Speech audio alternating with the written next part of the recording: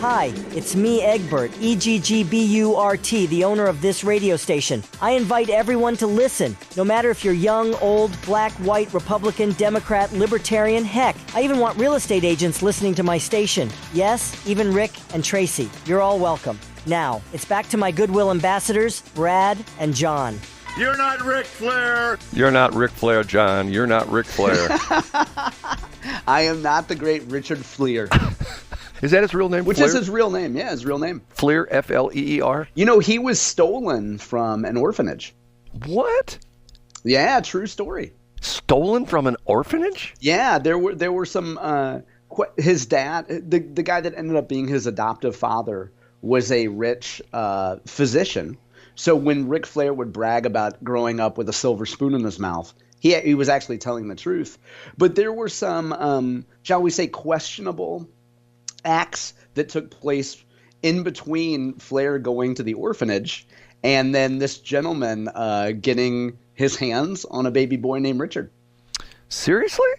Yeah, it's a true story. So does he know who his parents are? His biological parents? I don't know that.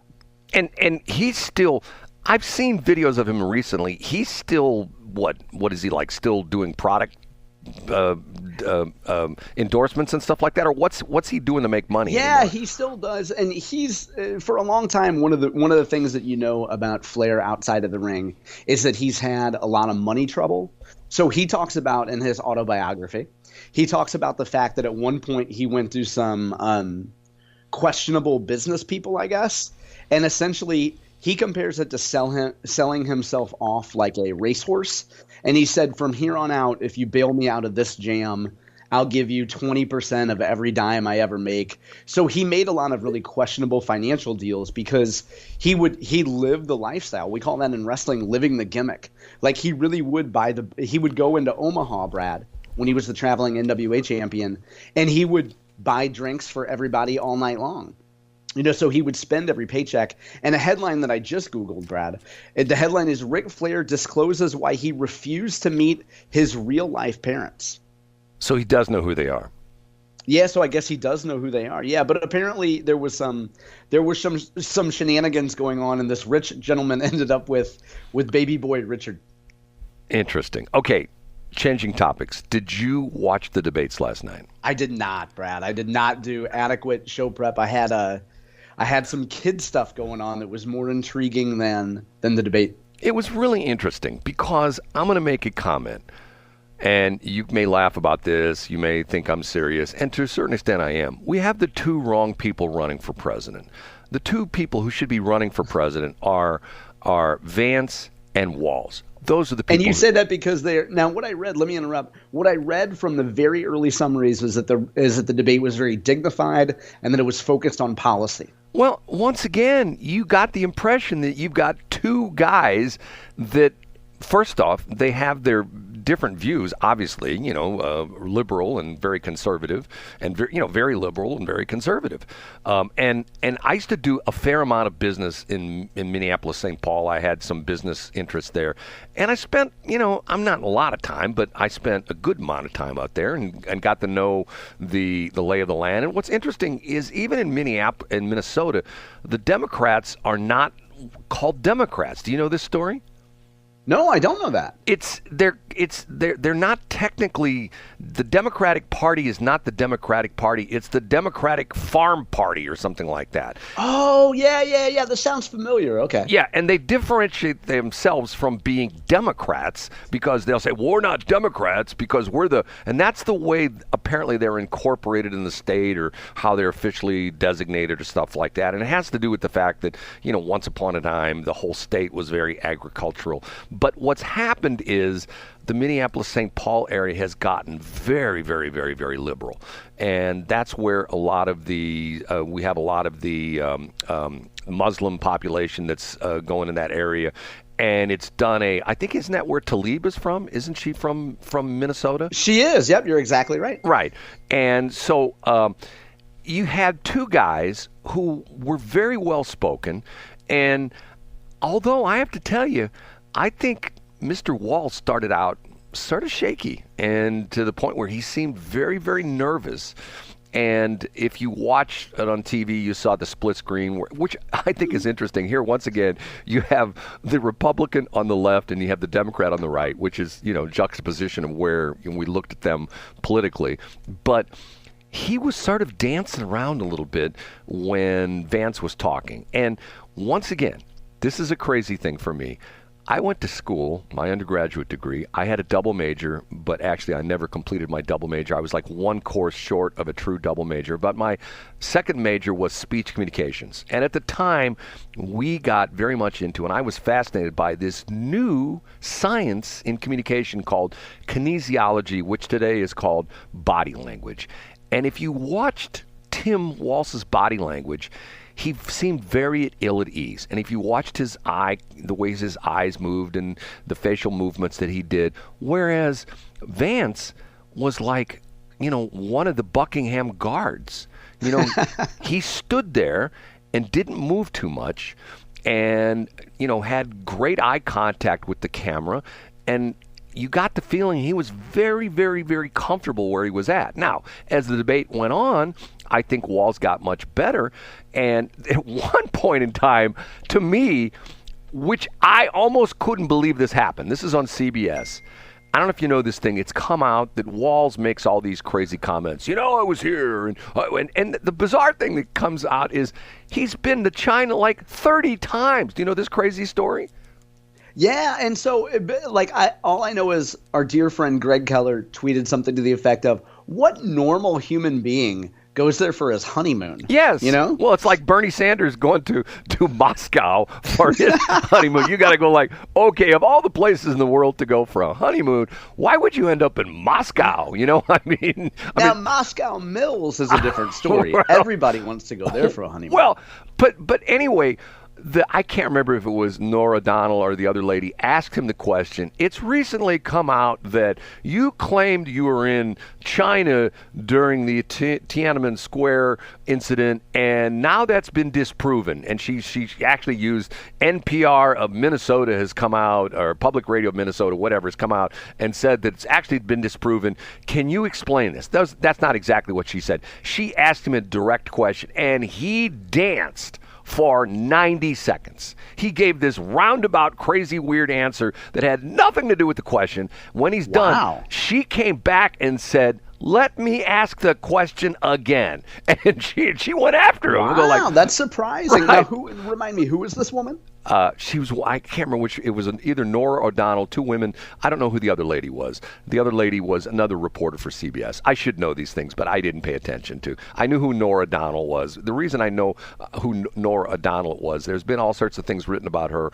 And matter of fact, I have a friend of a friend who actually worked with her, and they said, she is the worst person in the world to work with because apparently she is hell on wheels. The comment was made, she makes Ellen look like she's easy to work with. She'd be like the female version of pig vomit is what you're saying. Right, she's hard to work with. Okay, so then she nails him. She says, you didn't fully, I have to pull this quote, see if I can find it. And she says, you didn't answer the question. And he comes out and essentially admits, I lied. And he calls himself, I think he's, I'm a knucklehead. Well, he does play the role of bumbling suburban dad in every sitcom. Well, I don't know much.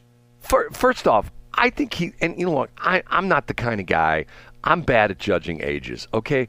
To me, he looks older than Biden. When I see him, I think to myself, man, that guy looks old. And, once again, you frame it where I think he's 60. Isn't he 60 years old, something like that? Yeah, something like that, yeah. And Vance is 40. So he's got 20 years on Vance.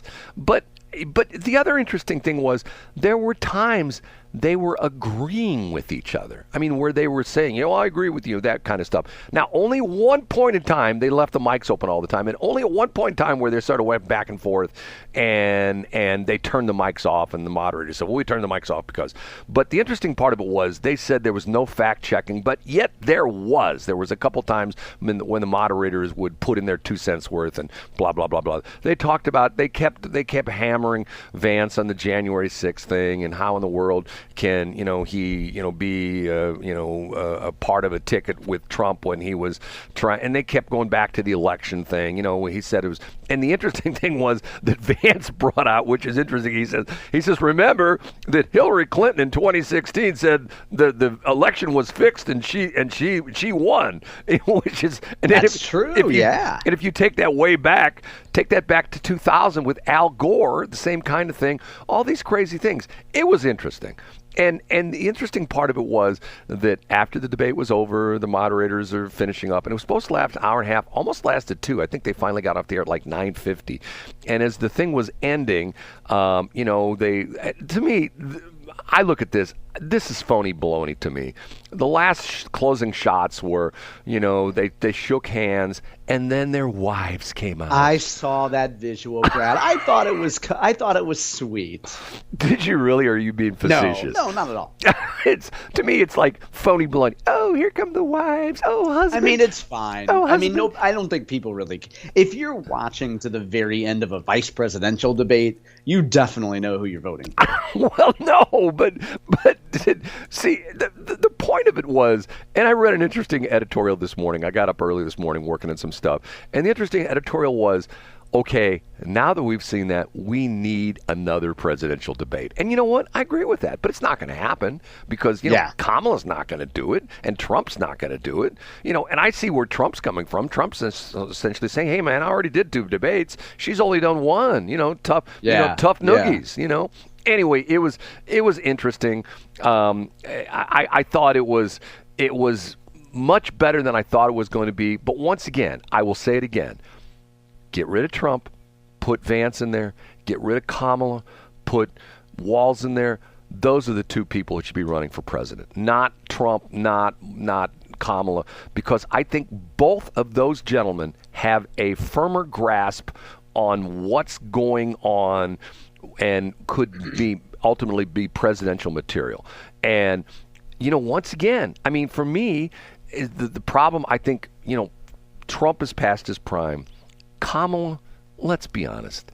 Kamala, I don't know. I mean, and by the way, I'm now hearing Kamala and Kamala, I mean, all the time back and forth. She's her officially, it's Kamala. Isn't that the official one? No, I think it's Kamala. No. I think it's K-E-Y. I think it's pronounced K-E-Y. My whole rule is if they have a name that looks like the same as a 1980s WWF superstar, like Kamala, then you go with the WWF pronunciation. I think that's in both Robert's Rules of Orders and the AP Style Book. Well, the interesting thing was, the one thing that Vance said, I don't know if he did this on purpose. I almost think he did, to sort of like lampoon Kamala. He probably mentioned that he came from a low to middle class family. I don't know, maybe 10 times. I saw that. I think that's that's certainly a very subtle troll, isn't it? Right. Well, I'm from the middle class too. And then if you're a Democrat or a liberal, you can't criticize him for repeating it because Kamala repeats it all the time. Right. And so in other words, it's to the point where it's like you can't go on Facebook or Twitter nowadays and not see a meme. Someone sent me, I think we talked about this the other day, someone sent me a meme. It was Kamala Harris in a traffic stop, and the police officers walks up, it's a couple frames, it wasn't video, it was just like, still frames, and the police officer walks up and says, ma'am, do you know why I pulled you over? And she goes into, I was raised in a middle class family. Matter of fact, now here's what's interesting, okay?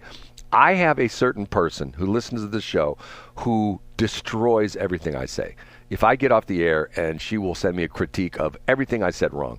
And the interesting thing was, she sent me something the other day that I'm going like, okay, like Kamala's talking about, oh, I was brought up in a middle-class family, blah, blah, blah, blah, blah, blah, blah. Okay, both of us, her parents were professors, okay? Professors aren't making, minimum wage working the drive-thru at McDonald's, although working the drive-thru at McDonald's is a lot better than it used to be. But the interesting thing she sent me was, in 1960, her parents made $28,000 combined. Mr. and Mrs. Harris, or Dr. and Dr. Harris, made $28,000. Okay, I got out my little phone and I did my little Google search, and I said, okay, if you made $28,000 in 1960, how much money would that be in 2024? Take a guess. Okay, 28,000 in what year? 1960. That would be, I'd call it 129. Try $297,000. No way. Are you serious? $297,000. And once again, me doing my little Google search, if you say, okay, if you make $297,000 today, what percentile does that put you in as far as the hierarchy of who makes, because we hear about the 1%ers. Yeah, okay. they were so that would definitely put them in the top 5%, wouldn't you say? Between 2 and 3%. I think it came out of like 2.8%. So in other words, she's saying, oh, my parents were both professors and they didn't make any money. Well, they made a hell of a lot of money. You know, if you look at that, $28,000, and the crazy thing about that is, even in my lifetime, okay, cars have gotten so expensive, okay? My first truck that I bought brand new was a 1987 F-150. Brand new, drive it off the lot. I paid $7,999, okay?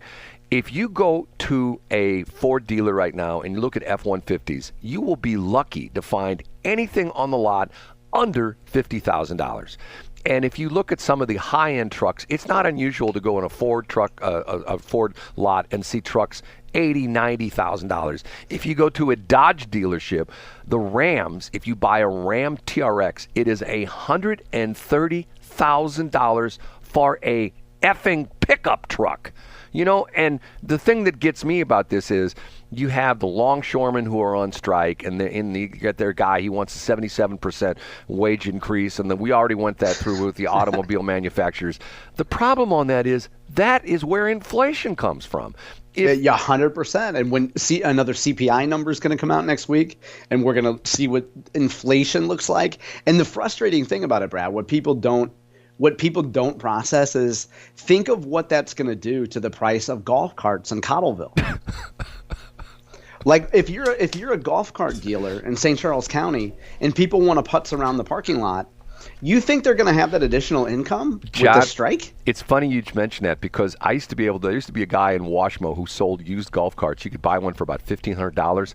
Those same used golf carts are like now $10,000 because everybody wants a golf cart. So it's and once again, there are people driving around in Cottleville in $30,000 and $40,000 golf carts, and I am not kidding. And to me, I'm going like, okay, that's nuts. John, we got to get out of here. I got to clean up. All right. Hey, we had a great show this morning, Brad. Thanks for checking out the Brad and John Show podcast. This segment of the show is brought to you by John Combest's book, Stalking, Harassment, Internet Trolling, A Guide to Recovering and Rebuilding After Online Attacks. It's a great reference if you've ever been the unfortunate target of a social media attack. It's available on Amazon. Just search John Combest. That's Combest, John Combest, and the book will show up in your search results. Now it's time for another segment of the Brad and John Show. Can you handle it?